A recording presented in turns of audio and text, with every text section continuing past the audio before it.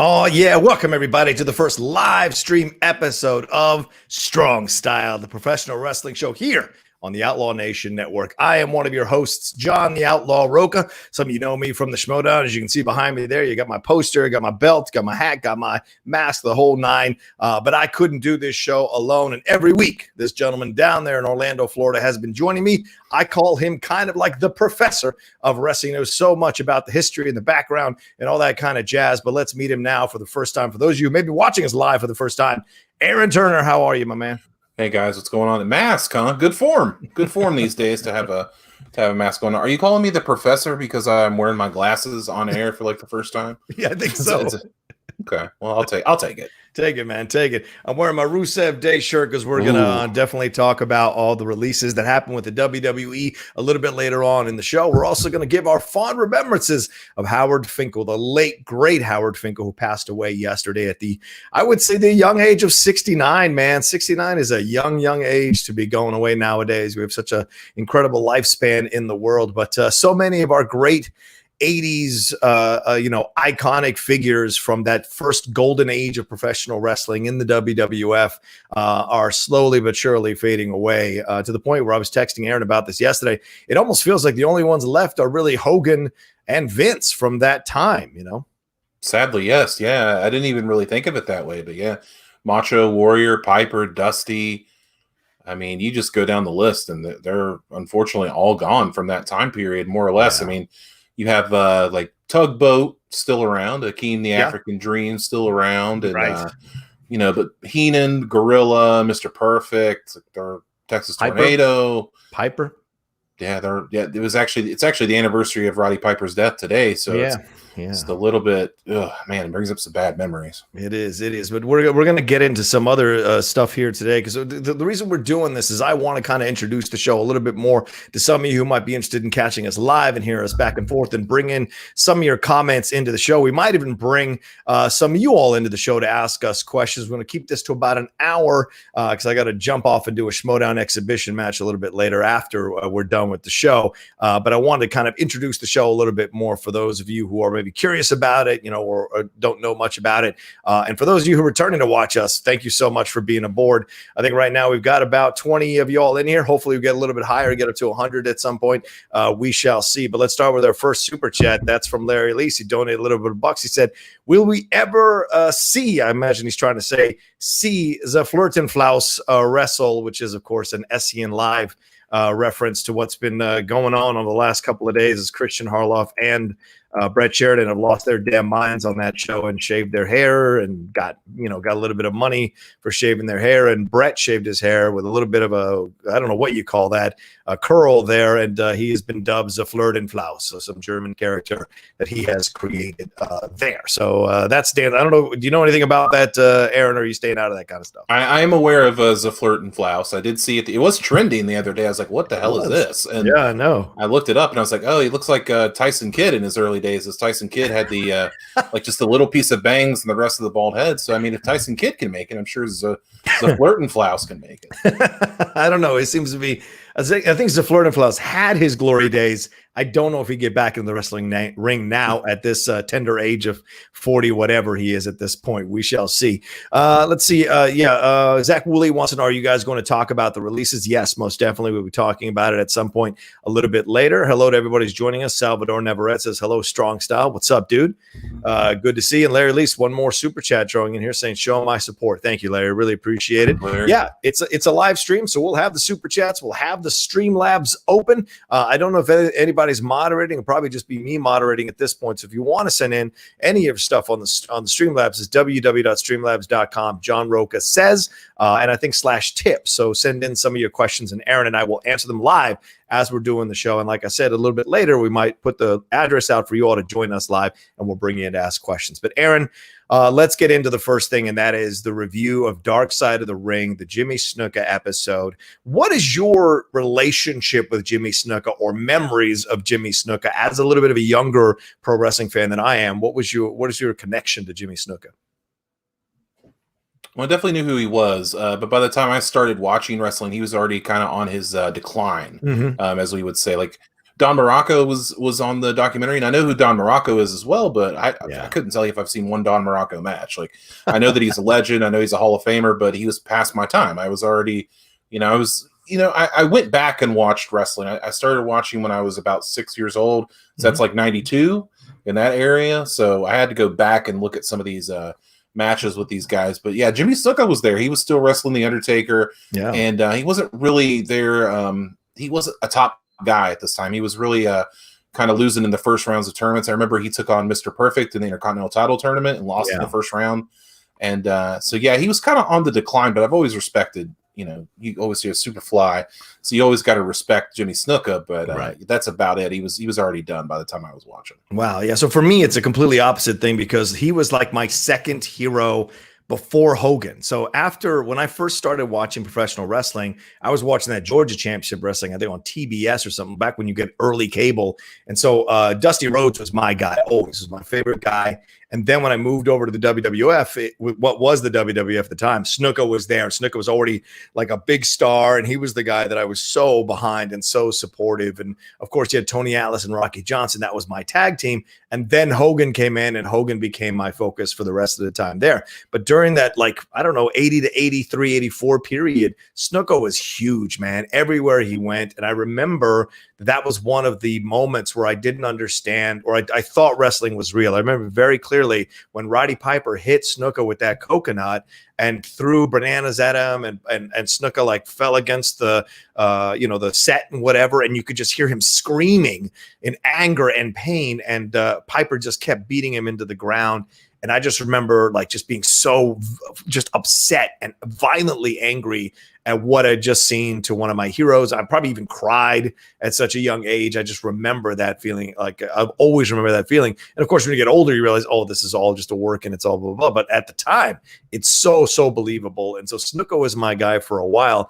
So jumping into this documentary, I'd heard obviously over the last few years, these accusations that he'd been involved with the death of his first girlfriend, or one of his girlfriends rather, back when he was still kind of becoming a star, right in the midst of this program that he was working with Don Morocco.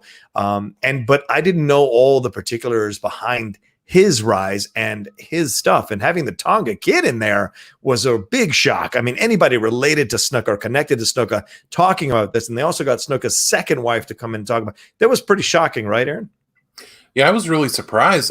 This is a story that I don't think a lot of people knew about. So I know that I didn't know about this mysterious death of her name was Nancy Argentino. Nancy Argentino, yes. I did not know about this, and that Jimmy Snuka may or may not have been involved until maybe 3-4 years ago. I didn't know this was when the retrial got brought up. I didn't know this was a thing. So that was kind of a shock a couple years ago, and to see it brought to light here was interesting. And yeah, like you said, the Tonga Kid, didn't expect him to be on there, and I definitely didn't expect any of Snuka's family members to be on there at all. Yeah, which was very interesting. And they got Nancy's sisters on there, which is good, because if one thing that Dark Side of the Ring has done well this season, it is really spoken for the people that have fallen. Yeah, the death of people that don't get their story told. Unfortunately, it's another Nancy.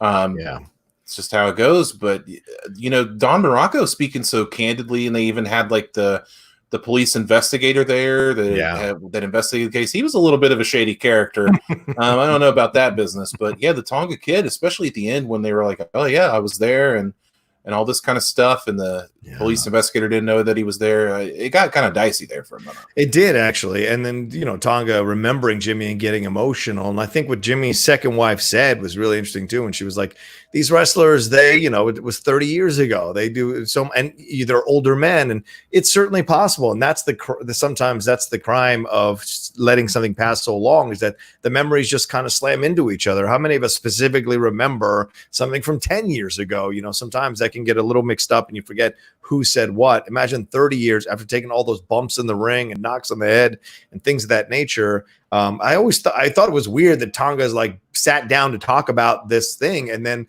He's like, oh, I don't remember the name of the first girlfriend or the girlfriend. It's like, what the hell are you doing sitting down? If this is what we're talking about, how do you all of a sudden don't remember who the hell we're talking about? And so that was an interesting moment as well, along with him saying later how much he thought Jimmy was a good guy. And the truth is, I mean, this is such an interesting case because I didn't know about Jimmy's or Snuka's rather, I should say Snuka's cocaine addiction. I had no idea about that. And then seeing like how deep it got where Buddy Rogers didn't even want to ride on the car with this guy. And then that could have happened. I mean, it could have been a tussle and him lying, what we would think is lying about Nancy slipping, a day later slipping in the rocks and hitting her head on the curb. And then he'd like just put her in the car like it's no big deal. That just doesn't make any sense at all as an explanation. So you come back to this thing and you feel like, Snuka was doing what was convenient in the situation. And sometimes people don't want to face the things they've done, and can explain it away. But there's a lot of questions when you're watching this documentary. Yeah, especially that moment when one of Nancy's sisters was talking about them having dinner and him like reaching out to almost like strangle her. And he's like, right. I could, but I'm not gonna. I'm just like, dude, that is some serious stuff going on. But yeah, I mean, and then he offered her cocaine, which is great. But yeah, people wrestlers in the 80s, of course, everybody was doing coke. Somebody put up a Jimmy Snuka interview where he is obviously rolling on some coke, and it is something else. But it's a really sad story. I mean, if whoever will never know the truth. It's one of those, unfortunately. Mm-hmm. It seems to reason that there may have been some foul play involved. I can get behind that more so than I can get behind her falling on a curb and then him like delicately tucking her into bed and then she's just dead all of a sudden. Yeah, I can't really get down with that one. But I'm not an investigator. I wasn't there. But to me, it just seems like somebody may have gotten away with something. And by the time that they were going to bring Jimmy to trial, he was already, he had dementia, he had stomach cancer. This guy was so frail.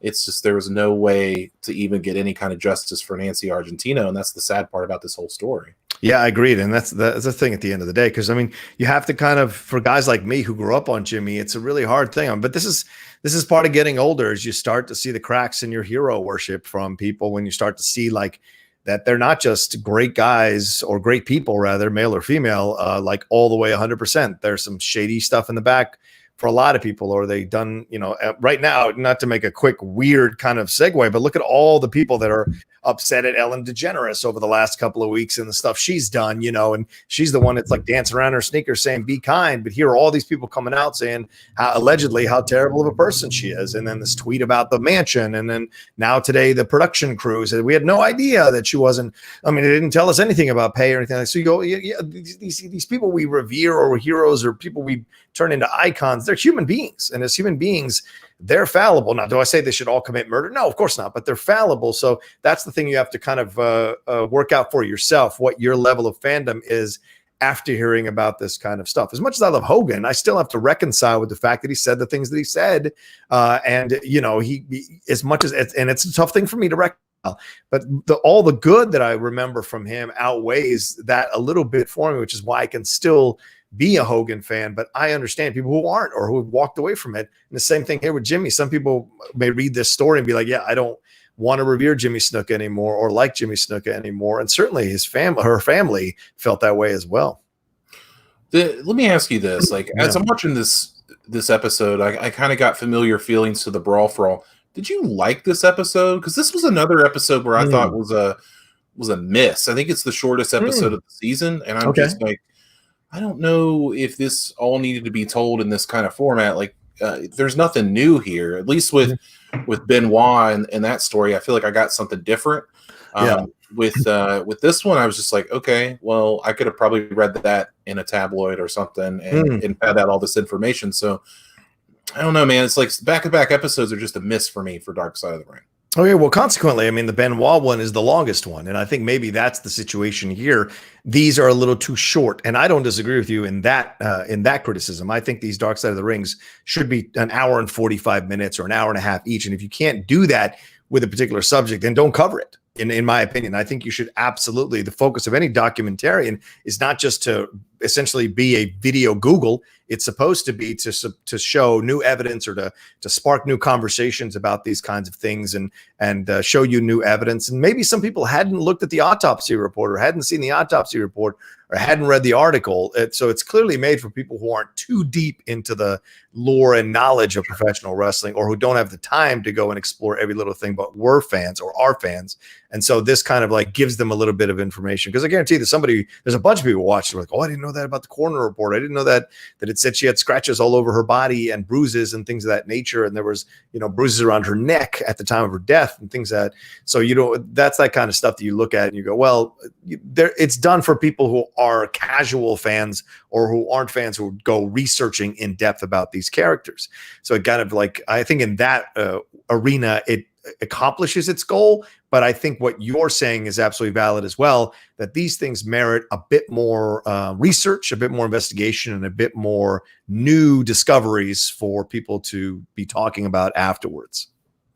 There seems to be like an online contingent that grows stronger every week with these episodes that say essentially like, why do we need these episodes? Like, this show is not celebrating the business. This show is just shedding a dark light on it. And to those people, I would just say, dude, it ain't all sunshine and rainbows. Like, I don't know what fairy tale world you live in, but I don't think there's any industry on this planet that has just a clean, squeaky record where nothing ever goes wrong and that people don't want to know about. Like baseball has it. Ray Lewis allegedly killed somebody. Like, there's all kinds of stuff going on, and I'm glad that these stories are being told, because number one, you have these victims like Nancy Benoit and Nancy Argentino, whose life and story may not be told otherwise. So I appreciate that. Yeah, and I think it's important to tell both sides as well. So I don't really understand that undercurrent that seems to be growing louder against Dark Side of the Ring. It's very weird to me. Yeah, it's an interesting point you bring up. I should bring this up real quick. Ferris Methuen is sending in a super chat. He said that Unbreakable 2005 match was way better than I remember. That was some dope stuff. Hell yeah. So thank you, Ferris. Really appreciate that, my man.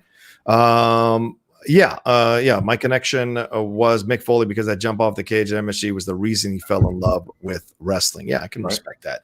Absolutely. But yeah, I agree with you. There's people that are starting to, and Brad Gilmore, we should say, Brad's one of those people who asked that question on Twitter a few days ago.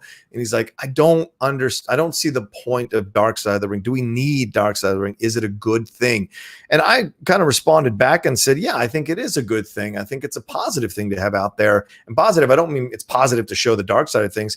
I just mean it's the title, Dark Side of the Ring. It's absolutely showing you the ugly underbelly of professional wrestling that is there. There is certainly you can do the dark side of the NFL, the dark side of the NBA, the dark side of just about any sport you can absolutely explore, because people do nefarious things in sport or politics or life or any business really to stay alive or to kind of reach the mountaintop or stay at the mountaintop. So it's not surprising. I think it does. I think it's what can I say this? I think it is a effective tool at showing that. And I think it's an essential thing to have out there now. So it's not all just, corporations controlling the narrative of things. You want to have a counter narrative. And again, I have to ask you, Aaron, I don't know how they're getting the footage. They had Ronda Rousey footage in this thing, which was so shocking to me overall. When you were looking at, I was looking back at the Fabulous Moolah one, and I saw that they used some Ronda Rousey footage from last year, which was pretty shocking. And you look at this, they're using Jimmy Snuka jumping off the top of the cage. That's WWE footage in Madison Square Garden on top of Don Morocco. I don't know how they're getting access to this footage. That's shocking to me. I don't know. Someone's got to get back to me on that. I don't know how that works, but I would implore people, if you are kind of on the fence, like for me, there's a podcast out there called Disgraceland. I don't know if you guys have heard of it. Maybe you have. It's a really popular podcast, and it's about just these crazy stories that happen in the music industry. Like there's one about like Guns N' Roses and how like they're crazy and like they did this crazy stuff back in the day. Yeah. And I find it like endlessly entertaining. I mean, there's a reason that the most like the number one popular like segment of podcasts out there is true crime. Like people want to hear these stories, and that's why like Live PD is like the most popular show on television. People love true crime, and people want to hear these stories. Yeah. I mean, that forensic file show is like crack for some people, for sure. Yeah. Yeah. I mean, I totally understand that. But overall, I hear your concerns. I didn't feel it was a bad episode at all. I mean, it was good to kind of see a little more of Snuka and see that. I don't know who they get to be these guys in the kind of, obscured backgrounds that they use. But the guy they chose for Snuka, great shape, fantastic shape, looks just like Snuka. I was so shocked by that. And so I got to give him props and credit for doing that, at least to make it feel like you're still in the vibe. It's essentially a dramatization without having actors' faces on camera doing the dramatization. And I thought that's brilliant. Yeah, it's really good. And then next week, I don't know who does, I'm sure they hire actors or something, but I know that next week in the Dino Bravo episode, one of the creators actually is Jimmy Hart. Because they couldn't find a guy that fit the suit, so he's the only guy that could fit in the suit, so they put him in it. So yeah, the next week Dino Bravo episode, one of the creators is the Jimmy Hart reenactor. I'm sure Jimmy would have done it if you pay the right price. I'm sure he would have too. I just love that every time the Vince character is on, Vince is doing this. Usually Vince. Oh yeah, he looks like he's God or something. It's great. It's so funny. But yeah, I enjoyed the episode. I hear that it is a miss for you. It was just nice touching base, seeing old Jimmy Snuka footage again and hearing his story. But it is a tragic story. It is a sad story. And those poor sisters, and this is the business of professional wrestling. Look, it's not like MIT people get involved in professional wrestling from top to bottom. You're getting people who are trying to survive and do some things, and it has an allure, and people get attracted to it, and they get involved, and there's like some nefarious stuff that goes on. So it's just the game, man. So as long as you accept that, when you watch these shows, they seem to have a bit of how can I say this? A bit of logic to me that naturally this would happen. This doesn't seem out of the realm of possibility when you hear about some of the people who've been involved in pro wrestling from the beginning, some of the seedy stuff that they've done, or backstabbing stuff that they've done, or, paying off the authority. That's another thing that was brought up in this. Do you think like Vince kind of paid these people off? That's always been the rumor because Allentown was a big WWE hub at the time. Do you think there was a little bit of a look the other way type thing with the police, or do you think that's not something that's not a line Vince would cross? There's a lot of talk about Vince crossing that line lately. So I'm gonna refrain from speaking on that one. I'm just gonna fair enough, brother. Fair enough on that one, brother. Well, let's talk. So that's our thoughts on that one, and let's see. I don't think I have any more super chat stream. I just want to make sure before we move on to our next thing. All right, here, Ronnie Padilla says, "Can't wait for the next episode of Dark Side of the Ring with Dino Bravo." It'd be cool. What do you know? Yeah, tell me, Aaron. What's your connection? Do you have a stronger connection to Dino Bravo than Snuka in that way? Dino Bravo was always like a mid card guy, like in that I remember him from in the '90s. I remember him feuding with Bret Hart, and Bret Hart broke his sternum, and then Dino Bravo stomped on him. I remember that, because he didn't know. But yeah, apparently there was a big deal in Canada where he was mixed up with the wrong crowd, and he was assassinated and murdered. So we're gonna see how that all played out. I knew that was another story that popped up, that's always been wrestling lore, but I never really knew a whole lot about. So I'm really interested to see if they can bring me in on this one, because I haven't really looked anything up about that. If you, what do you think they need to do to keep you like super interested and super excited about this series? Thank you for moderating right now. He put in the Streamlabs there. People please send in your donations for questions and things of that nature, and your support of the show always helps. But what do you think? What I just said. What do you think that's happening? I mean, I'm going to watch it regardless because it's something I'm really interested in. You're always going to have my eyes. I think to keep me invested is you got to give me something like super deep. Like the Bruiser Brody episode is amazing, and Montreal Screwjob, which I rewatched the other day, is quite good as well. And I think as long as you have these people that are participating and willing to participate, you get Chris Benoit's son and Chris Jericho and all these people that want to participate and are able to, then I'll definitely tune in. But I don't like to hear, stories of this guy that may or may not have been there or heard it from this person. I don't want any of that. I want somebody that was there. So as long as they can keep doing that, I'll be in no matter what. Did you watch the Moolah episode? I haven't watched it yet. Okay. Yeah. I think the Moolah episode is well done as well. They have a bunch of former female wrestlers who were trained by Moolah, and Wendy Richter's on this one as well. And they have the 3 kids of Sweet Georgia Brown, who are on there. One of them's a reverend or a pastor, and then they have, like I said, they have these other ladies who used to wrestle with Fabulous Moolah and what they had to say about the whole situation. So it's an interesting one, to say the least. It was the one I'd waited the most to watch in season 1. I'm done now with all of season 1, but I watched it again. I watched it last night and just kind of enjoyed that one as well. All right, so that was our essentially our review of Dark Side of the Ring, the Jimmy Snuka episode. If you haven't watched it, please go and watch it. I don't think we ruined too much from it. If you're like discovering it for the first time or the story for the first time, just go and take a look and see what you think, and come out and see how you feel. If you like it or don't like it, leave us a comment in the comment section below. That would be the best for us. All right, let's move on to our next story here, my man. Talking about the releases that happened here for the WWE. This was a massive story yesterday, along with Howard Finkel's passing. Let's start with the releases. Aaron, do you want to just run down the list here? Yeah, I mean, people are calling it Black Wednesday, just like how many people got let go, or Black Thursday, or whatever it was. How many people were let go from the company? And just, some names are not that surprising, but some definitely are, and I think we'll get into that. But we have Drake Maverick, the former 205 Live GM, Rockstar Spud and TNA, EC3, Kurt Hawkins, Sarah Logan, Carl Anderson and Luke Gallows, Kurt Angle, Heath Slater, Aiden English, the referee Mike Chioda, which was just, that one floored me. Eric Rowan, Primo and Epico Cologne, Mike and Maria Kanellis, Zack Ryder, No Way Jose, and Rusev from the main roster.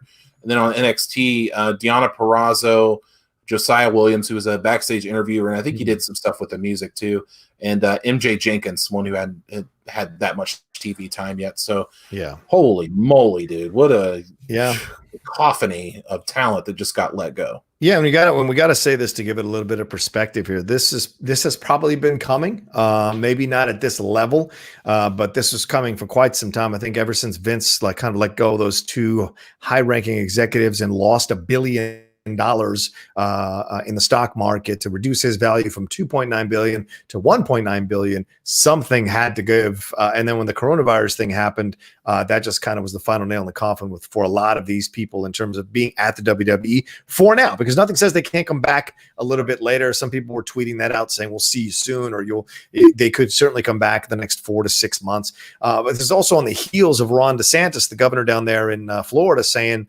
that it's okay that it's an essential business, right? That the WWE is an essential business. And of course, this is why it helps to have friends in high places. Linda McMahon being the head of the Small Business Administration for Donald Trump for a while, I'm sure. And they were looking at she donated like $18 million towards his campaign recently, his re-election campaign recently. And they're thinking that was essentially a payoff to kind of have. And Raw and SmackDown are going to be taped, and it's going to be a lot different. And if you don't need these people and you don't need to put them in harm's way, I mean, I guess that's okay. And if you were going to release them anyway, I mean, it's terrible, it's awful, but these things do happen. Yeah, well, apparently we've been freezing over the last few minutes, so clearly the WWE heard us talking about them, and they just kind of started to hassle with our feed a little bit. So sorry, y'all, if you're seeing that little bit of buffering going on. It's the middle of the day, and probably everybody is on their internet and making this happen. But yeah, and I agree with you. I mean, I think that's the thing. And also the other thing to look at too, Aaron, is the fact that a lot of these people weren't involved in main storylines. I mean, I guess you could argue Gallows and Anderson being part of the situation with AJ versus The Undertaker, but they had the OC really wasn't like over like crazy with the fans. That's an AJ Styles who's over with the fans, not Gallows and Anderson necessarily. Sarah Logan, they had tried on numerous occasions to try to make her work in some way, shape, or form. But in the end, no matter how reincarnations or reimaginings of her they tried, it just didn't catch on. The Drake Maverick video was really tough to watch, man. I mean, not a lot of people are willing to put themselves on camera to speak about their loss in such a honest and vulnerable and touching way, man. I was surprised by that. Well, yeah, definitely touching. Heath Slater is a guy that I thought was just gold. Like, you couldn't touch Heath Slater. Like, he'd survived so long without doing very much, and is a great character. If you've seen that FCW documentary on the network, like, he's all over that. Like, I wanted Heath Slater to turn things around, but for whatever reason, it hasn't. Aiden English put out a video as well, but I got to tell you, man, the person that I think is really like, of course, you lose your job, you lose your dream. Of course, you're going to be dour about it. But man, I don't know if you've seen EC3 and his page and his videos that he's been putting up. No. This dude's ready to go. Like, this Really? dude's ready to go. Mhm. Like, he put up this video talking about how it was like it just panned to him slowly, and it was him talking about how he's not going to complain. He's like, you guys waste your time on social media, like liking, subscribing, and just talking out of someone else's mouth when you could just be putting in the work. He's like, I'm putting in the work and I'm already 10 steps ahead of you, or something like that. I'm already paraphrasing. Like, he's ready to go. Like, his character is ready. He cut his hair. He's got a beard now. Like, he's ready to go, looking jacked as ever. And I think he, out of all these people on this list, are going to be probably the most benefited to this release. Because I don't think if WWE comes calling that he's going to go back. I think he's ready. Nor should he. Yeah. On. This is I think.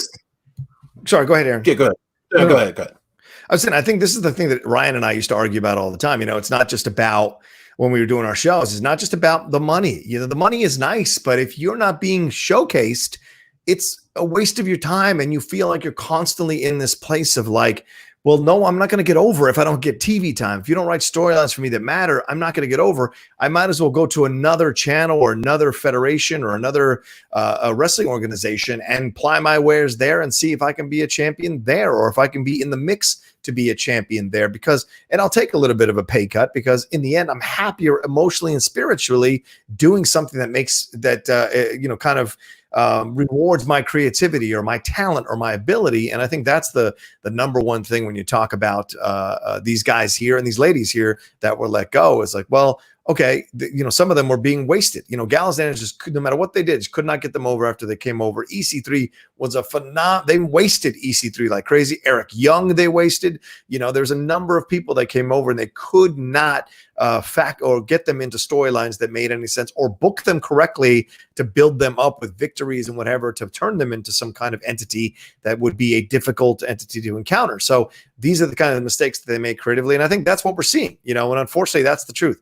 Listen, from somebody who got let go because their creative team above them decided to make changes to shows, and the fans turned on those shows because of those changes, and they all kept their jobs while I lost mine. Trust me, I know it sucks to be on the other end of the creative side of things, because you're relying on someone else to know how to put you where, and you can't force them to put you into places because they haven't built up the storyline for that to happen. So it's just the unfortunate truth of the situation. And I think there's a lot of talented people. I said this yesterday, these are all incredibly talented people, or else they wouldn't have made the cut, the WWE, just to begin with. The fact they couldn't make use of them, that's what happens when you have an a roster that's too big for requirements, because you're trying to have a competition with AEW. Now AEW can take someone like EC3 or someone like Zack Ryder, who's friends with Cody Rhodes and a couple of these people. I mean, Sarah Logan would slide right into AEW with no problem. There's a number of people I think who got let go who could find a home in other places, but it's unfortunate they have to go back into the indies type of thing as well to kind of build themselves back up, because there's not a lot of big wrestling organizations out there.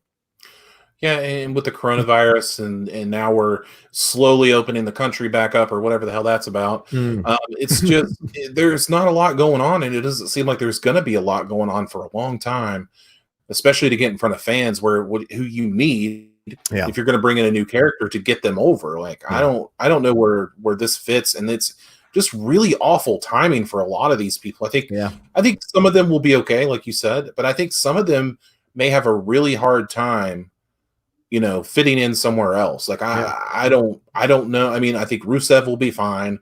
I think Zack Ryder will be fine. But I look at like Aiden English.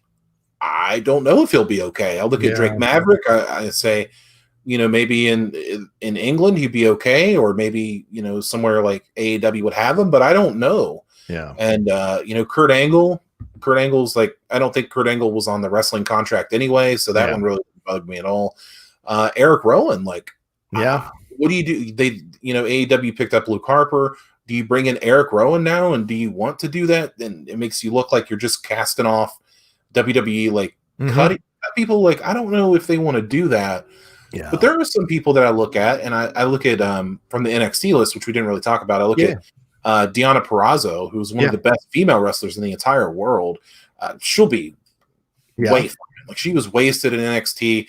they had so many opportunities to do something with her, and they didn't pick to do something with her. They'd rather that women's division is crowded. I understand that, but Deonna Purrazzo was a standout in that division. Yeah. And I feel like they brought in newer people and just immediately put them right past her without really even giving her a chance. Yeah. In the Mae Young Classic, she had some of the best matches in the entire tournament. So I don't know what else she could have done to make herself look better in their eyes. Yeah. But I think she's one of the tops on this list. That's going to be great for sure. Yeah, I like it. It's a great choice. Do you think her more than Sarah Logan? Do you think is that Definitely. what your vibe Definitely. is? Okay. I think that Deonna has way more tools than Sarah Logan. This isn't me bashing Sarah Logan. Yeah, right. It's a comparison. I've seen more Deonna work than I've seen Sarah Logan work, and Deonna's more technical. You know, she does the Fujiwara armbar. Like she's, if you've seen her, she calls herself the virtuosa. Like she's a virtuosa in the ring. She knows like every hold. She knows how to get out of everything. She knows how to put you in everything. Yeah. And it's just she's really entertaining to watch. So if you haven't seen Deonna Purrazzo or follow her on Twitter, she's a good follow, man. You gotta go check her out. Something else. The one that pained me the most, I tell you, was Zack Ryder. Pained me the most because I'm a fan. I'm a fan of him and Kurt Hawkins. I love their podcast. I love those guys, and it sucks for Kurt Hawkins because he's getting cut for the second time. Right. And Zack Ryder has been there. I believe he's other than Mike Chioda, you know, Zack Ryder's been in WWE for 14 years. Yeah. And just to see him like kind of unceremoniously cut is really shitty. Yeah. And, you know, Zack Ryder really started this revolution of, you know, the Z True Hollywood Story, where he would integrate YouTube videos and social media. And now that's everywhere in wrestling. Because Zack Ryder is really the first guy that started doing that. And to see him gone really sucked. It's really sucked. I know he's friends with Cody. And that's great and all, and I'm sure he'll bounce back just fine. But that one really punched me in the chest. I hated that. Yeah, I don't disagree with you, man. I mean, he's always been a guy that's like you just can't figure out why he doesn't 100% get over, even though he has like all the tools there, and people do love him on the social media, and he'd been that social media champion. Then he had that great WrestleMania moment with his dad and everything like that. So, yeah, it's a shame. But I mean, I think that's a guy that, like I said, he's friends with Cody Rhodes. So maybe someone tweeted about it saying maybe, you know, Cody said he believed in helping his friends and nepotism. So maybe he can slide over to AEW and maybe Donna goes over the EC3. I mean, that's a good combo, those two. That would be an interesting combo to see them coming in together to EC3. AEW. That could be fun as well. I want to debut our new graphics, Aaron. I just got it sent to me over email from Jake Iacovetta. Boom. Look at that. Jake, you wizard. Look at Jake Iacovetta with his fantastic overlay. Thank you so much, Jake Iacovetta, for that. He just sent it in. He apologized for being a little bit late today and sending it in, but no apology necessary, my man. You were great just to send it in, so thank you so much. You're an awesome, awesome guy to help so much of the stuff out on the Outlaw Nation. Anything more we want to say about these releases, Aaron? I just want to reiterate that, you know, anybody getting released from their job right now is terrible. Yeah. And, you know, it's never a good thing. And I hate to talk about it in the sense of these people could go here, these people could go there. But I mean, what else would we talk about in that sense? Like, I don't want to rain on anybody's parade. It's awful. But we do hope, you know, I'm sure we both hope that all these people find new landing places. And for those that can't, you know, you got to support these people in any way you can. Go to their Pro Wrestling Tee shop, subscribe to their Patreon if they got one. There's plenty of ways out there to help your favorite wrestlers, and you know, maybe when crowds come back, we can, you know, see some new characters and some new faces and new places. Yeah, and it's a shame too. You get someone like Gronkowski that comes in; he's going to keep his job and be just fine. And you would think to yourself, well, why don't I just get rid of Gronkowski and keep another guy who's been there for a while, especially someone like Zack Ryder? But you know, it's all about timing. It's all about timing, unfortunately, in this situation. All right, got over 65 of you all in here. Thank you so much for watching. Please slide your cursor over, hit that like button, get us to as many likes as possible before we wrap this thing up here in the next 20 minutes. Let's jump into our main story, or not one of our main, our third main story rather, here on the show, and that is the unfortunate passing of Mr. Howard Finkel, someone that all of us thoroughly enjoyed and loved watching for many years on the WWF in the 80s and into the 90s. I remember the way he called Hulk Hogan or the Ultimate Warrior, you know, things, or the Macho Man. Randy. Those things were so great. And for a guy who eventually started doing voiceovers like me, or did voiceover, is a voiceover guy, the great voices always stand out and stay with you, man. They stick with you, especially someone like Finkel, who's this little nebbish looking dude. He was always balding with the mustache. But then he was a lot of fun when they did that reality show. Having him be a part of it was a lot of fun too, whenever he'd pop in. So all this stuff was, and the Fink, and people had so much reverence for him. Even Johnny Gargano shared a story where he walked up to Howard Finkel on his first few days of the job when he saw him. And Howard Finkel was the one that got excited when he saw Johnny, and it kind of put him back on his heels, because that had been a hero of his. So it's just fascinating to see how many generations Howard Finkel touched and will still touch with his work, as people discover the WWE over multiple generations and go back to watch the old matches. Yeah, I was reading Booker T. He was talking about, he said when he came over from WCW, one of the things that he was most excited about was that Howard Finkel was going to call him down to the aisle. Like, how cool is that? Like, a legend like Booker T gets excited over Howard Finkel. Like, that's amazing. And the dude was a wizard. Like, he knew so much wrestling knowledge. He's the guy that would invite everybody over for the WCW pay-per-views, because he would always order them. Yeah. And they would watch them, the executives or whatever would watch them at Howard Finkel's house. And at the, the live events, they would have the Finkel report, where he would tell all the, upper class, like what's going on at the live events. Mm-hmm. And then he was the WWF's first employee. Yeah. When they switched from the WWF to the WWF, he was the first employee, man. How cool is that, to be the first employee? Amazing stuff. But, I was telling John this off the air yesterday, when I was a kid, you play with your wrestling figures and stuff like that. You got to have an announcer. Yeah. Me and my buddies tried so hard to do our best Howard Finkel impression when we were kids. Like, we had to, making his way to the aisle from Calgary, Alberta, Canada, weighing 234 pounds, Bret Hitman Hart, to do our best Howard Finkel impression. I'm sure it was friggin' terrible as that just was. But Howard Finkel is, for me as a fan, like Mean Gene Okerlund, Howard Finkel, Bobby Gorilla Monsoon, Jesse Ventura, these guys their voices are so iconic, and they just stick in my brain forever. And anytime I hear a ring announcer, like somebody that's coming up, like a Greg Hamilton or Lillian Garcia or Tony Chimmel, as great as they are, it's just still not the Fink, man. It's just, there's nothing. He was there for the biggest moments in wrestling history. Yep. And he's just, man, a lot of people don't even know that he came up with the name WrestleMania. If nothing else, that's his contribution to the business. Do you know what WrestleMania was probably going to be called if it wasn't WrestleMania? Colossal Tussle. Okay, that's legit according to Bruce Pritchard. So Howard Finkel saved us all from Colossal Tussle 36 that just went down at the Performance Center. So thank God for Howard Finkel for that. And Hall of Fame inductee in 2009. I don't think anybody is more deserving than Howard Finkel. Yeah, let's take a look at a picture there from the World Wrestling Entertainment. That's there he is. There. Credit. There's a Finkel. There's WrestleMania right behind him. As you said, the name there, so essential to what we all now revere as the premier wrestling event every year. Finkel came up with a name. Pretty incredible part of your legacy to have as well here in the business. He's one of the greats, one of the best. And, you talk about the WWE and you go, well, who really who was the reason for this or that, or Hogan and all that kind of jazz. And, it's an amalgamation of people like Fink here. We see here doing with the old WWF logo, things of that nature. Finkel was the guy, combined with Mean Gene, combined with Hogan, combined with Piper and Savage and Vince. And it was a combination of a lot of people. And it was just the right people in the right place at the right time.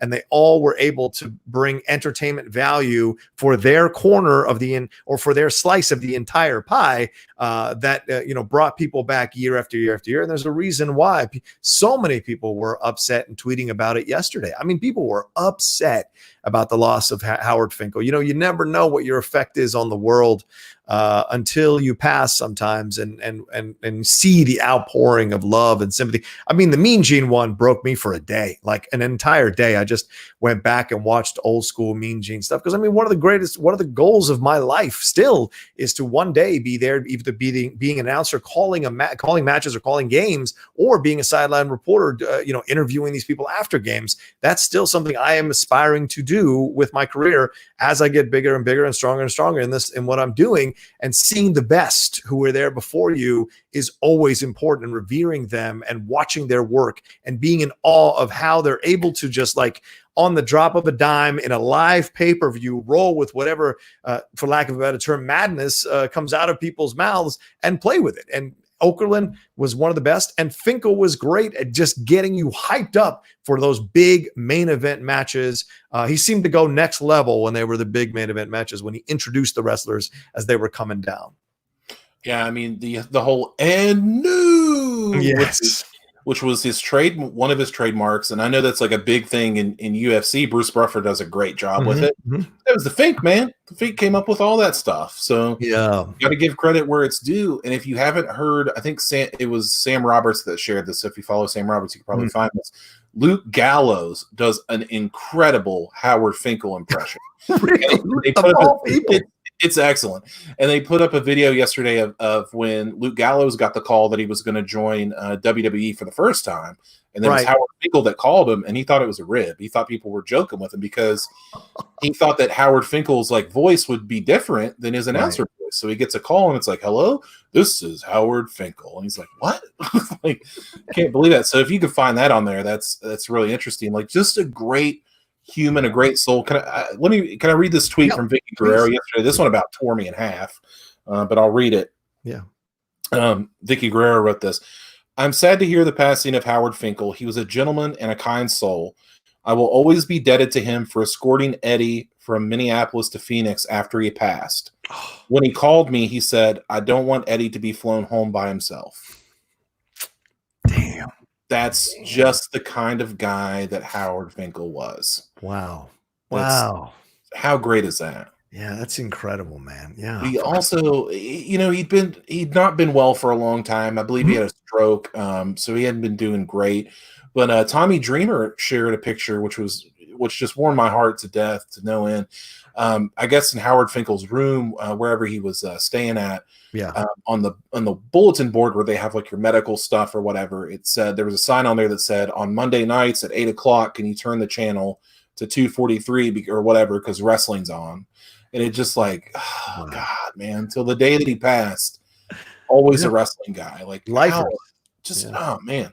Yeah. They don't make them like that anymore. And I was talking to my friend Shane about this yesterday. He said Howard was just too good for this world, man. He's just one of those guys too good for this world.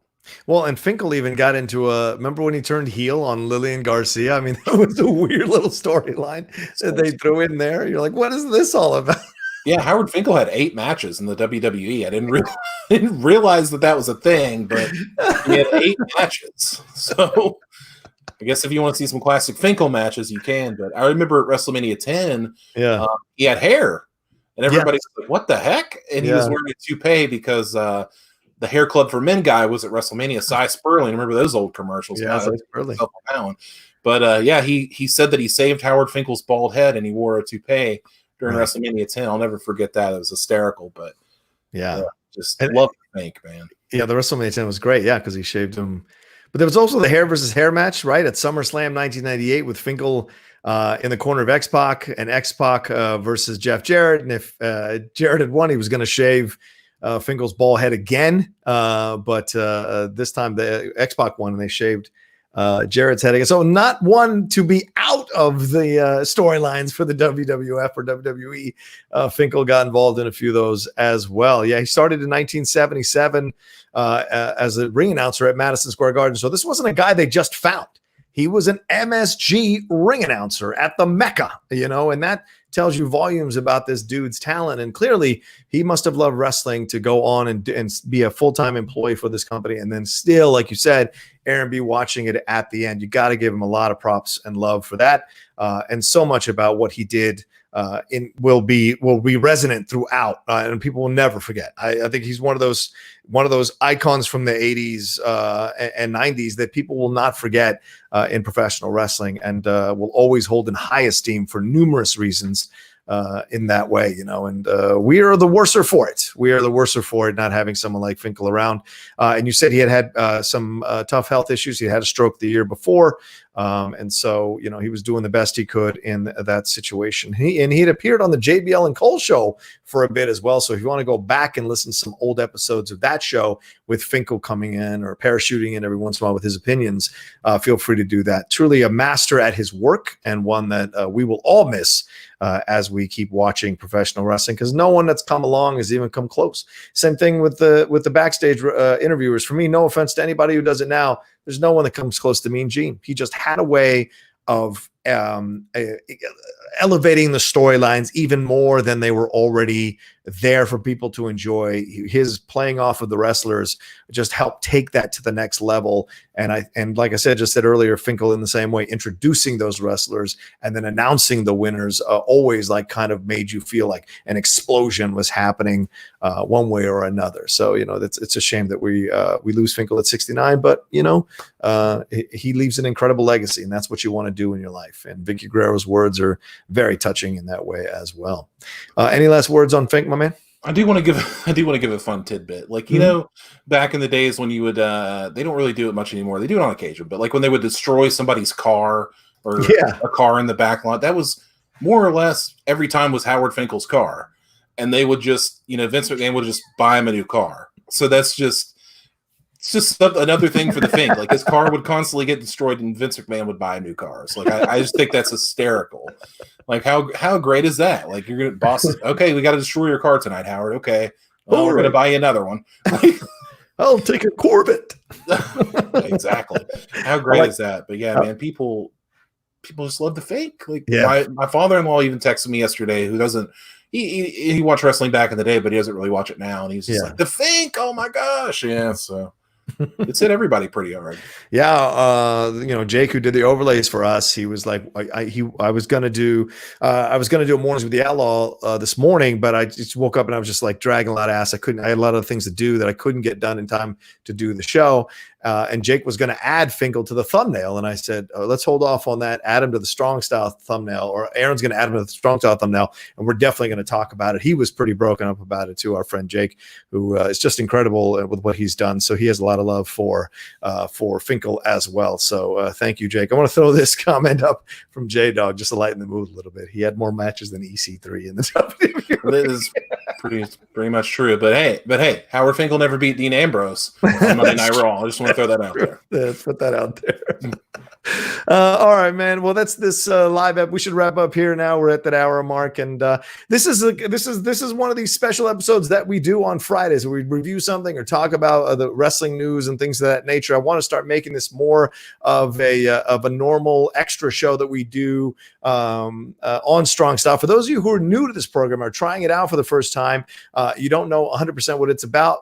On Strong Style, Aaron Turner and I, we go back and revisit a match from pro wrestling's history and discuss the lead up to the match, the history of the wrestlers involved in the match, what happened during the match, and then the legacy of that match in pro wrestling's history. And we've gone all across the board: WWE, TNA, WCW recently, and now we're about to go to NJPW next week. Aaron, do you want to tell them that, what match that is that we're going to cover? Yeah, so if you guys want to get get a little extra credit, do a little homework, if you will, since you may not be doing anything else, and that's totally fine. You got Shinsuke Nakamura versus Kota Ibushi for the IWGP Intercontinental Championship from Wrestle Kingdom 9. Yeah. That's what we're going to be talking about this week on the upcoming episode of Strong Style. And it puts the name Strong Style in Strong Style. It's a badass match with two badass dudes at the top of their game. Yeah, absolutely. I can't wait to do it, and I'm looking forward to it again. Haskell says, Aaron, next time in Orlando, we're hitting the bar again before the Schmodown. LOL, there it is. Haskell, my man. Do a little drink in there. Haskell's great. A big fan of him, helping out all the stuff that he does for all the channels and all the streams here. Absolutely. I'm looking forward to that match. I don't think I've ever seen that match, so I'm looking forward to watching that thing probably once or twice. Probably 2 or 3 times before we talk about it on the show. That's going to be a lot of fun. one as well. All right, thank you all so much for watching this live episode of Strong Style. Can't thank you enough for taking the time to download it, or if you're listening to it in podcast form, thank you for doing that as well. For those of you who don't know, the Outlaw Nation YouTube channel is now a podcast network as well. The Outlaw Nation Podcast Network. Just look for that yellow Outlaw Nation logo with that steer on the front, and that is where you see all the programming in podcast form that I do here. Basically, just strip the audio out of these YouTube videos and put it right up onto the podcast form for people to enjoy while they're, working out or cleaning or doing whatever they're doing. I've heard people listen to my podcast doing numerous things, including taking baths, lifting weights. Okay. Yeah, things that didn't know where you're going with that for a second. I don't judge people. So if you want to listen to us doing whatever, please, I appreciate it madly. Don't forget to follow Aaron Turner at Only Aaron Turner. Is there anything else you need to plug, my man? No, that's it. It's down below. If you are hearing impaired, which is, again, fine, no big deal. Just stay safe out there, guys. Remember that there are, bright times ahead for us. Yeah. Maybe eventually somewhere down the road, all of us can share a beer together and not social distance and maybe touch each other. I don't know. Yeah, well, your beaches are opening up there tonight. Oh, yeah, right now they're open. Yay! So do yourself a favor and don't go. For God's sake. Don't go, please. What's wrong with people? God, it's ridiculous.